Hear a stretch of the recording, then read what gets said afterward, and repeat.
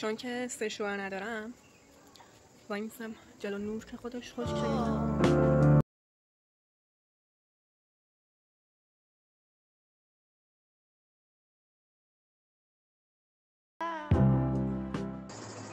تا اونجایی گفتم که اومدیم اینجا و الان 5 روزه که ما اینجاییم. از یکشنبه شب رسیدیم اینجا، دوشنبه، سه‌شنبه، چهارشنبه، پنجشنبه، جمعه و امروز شنبه.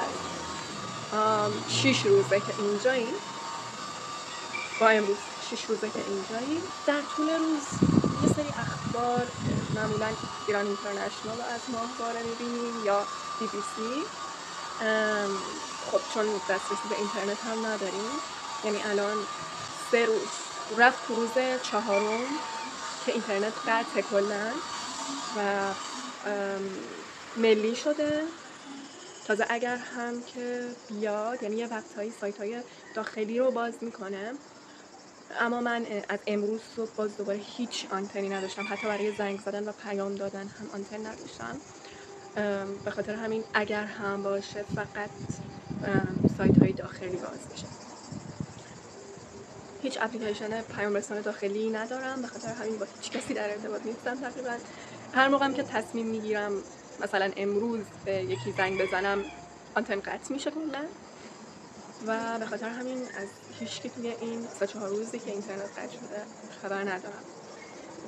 حالا اگه امروز آنتن بیاد به چند نفری زنگ میزنم حتما. اینجا خیلی کارهای مختلفی میکنیم.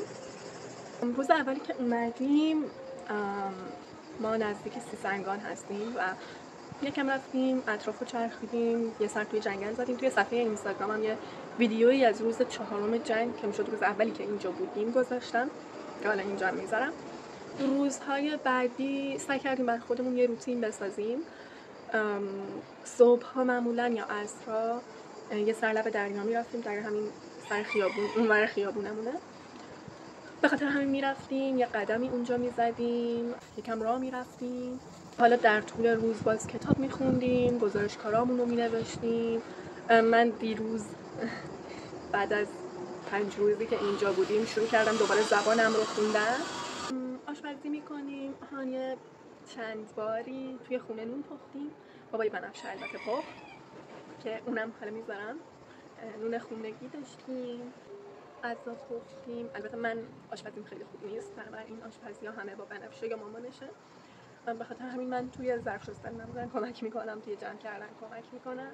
و یه دوشبی هم هست انقدر پشه ها زیادن من نمیتونم اصلا بخوابم. دیشب جنگ داشتم با پشه ها. 2 ساعت من از ساعت 10:30-11 اومدم بخوابم و 2:30 تونستم بخوابم. هر نیم ساعت 40 دقیقه بار بلند میشدم یا چشم هی گرم میشد میدیدم یه صدای پشه یا بغل گوشم داره. خلاصه خیلی اعصاب خورد بود. آرکین دارم میبینم، یعنی آرکینم الان 2 قسمت دیگه شو دارم که دانلود شده است، بعد دیگه ندارم. فصل دومش بودم و فصل دومش رو شروع کرده بودم قبل اینکه جنگ بشه. فصل 2 قسمت یکش رو دیده بودم، الان 2 قسمت دیگه دارم.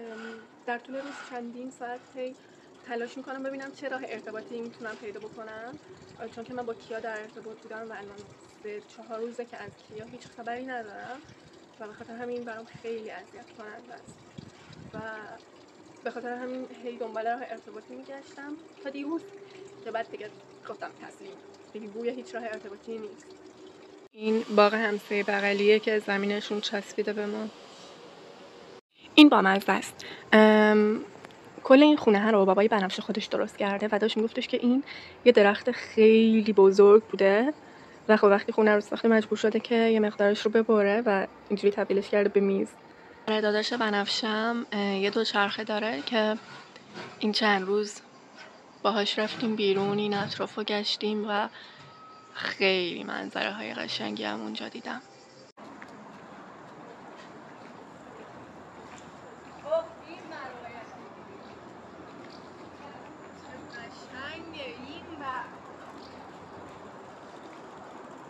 اینجا بود اینجا.